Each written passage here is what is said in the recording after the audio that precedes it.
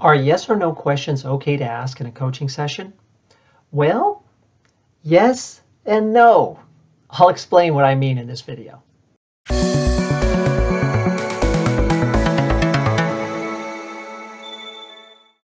I know that there is this belief out there that yes or no questions are bad to ask in coaching sessions.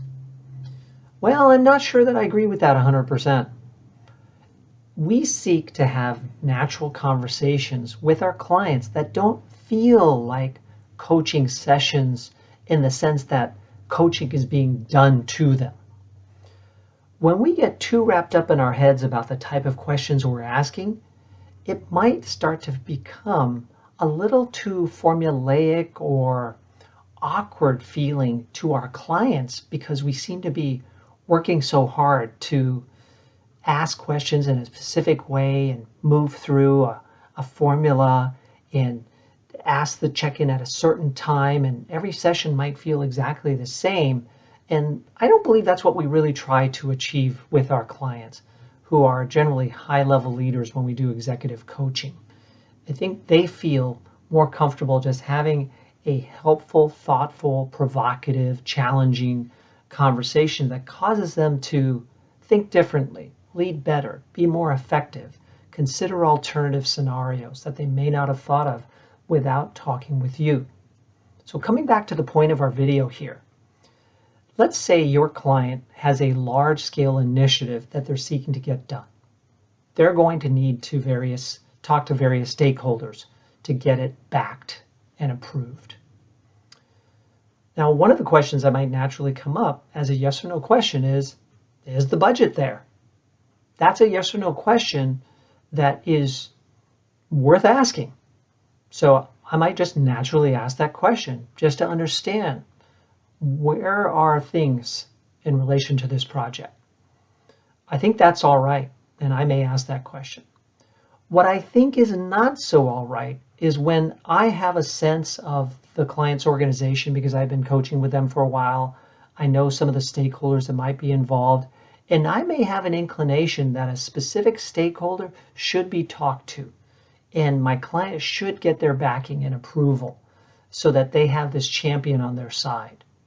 Once I start thinking that way, now I'm in danger of potentially manipulating the situation. So I may ask a yes or no question. Have you talked to X stakeholder?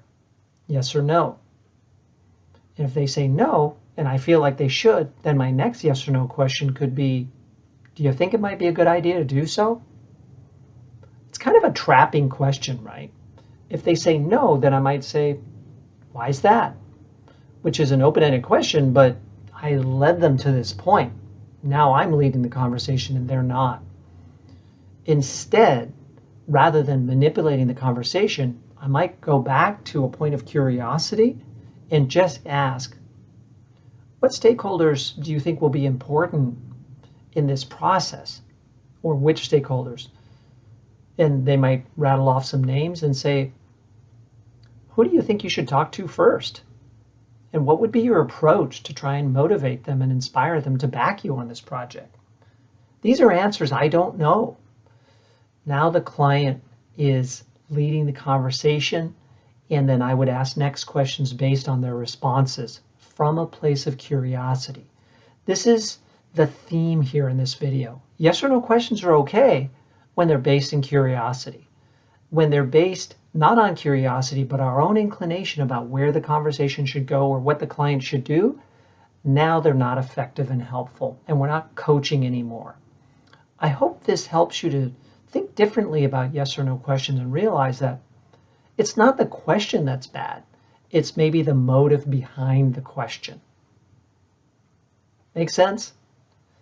If you'd like to learn more about how to be an effective executive and leadership coach, you may want to consider going beyond subscribing to this channel and watching other videos here, but actually coming to one of my seminars. I lead in-person executive coach training and certification seminars several times a year, including one coming up in July and November of 2023.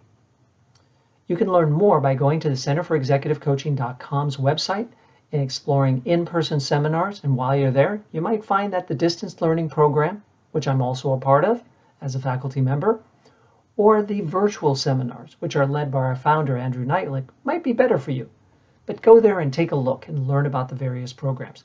If you have questions, feel free to email me at michael@bayareaexecutivecoach.com. And of course, if you have thoughts and comments about this video, please post them below. I'd love to see them. And like and subscribe to this channel and share this video with other coaches who might be helped by it as I seek to expand awareness and effectiveness in the executive coaching profession. Thank you very much.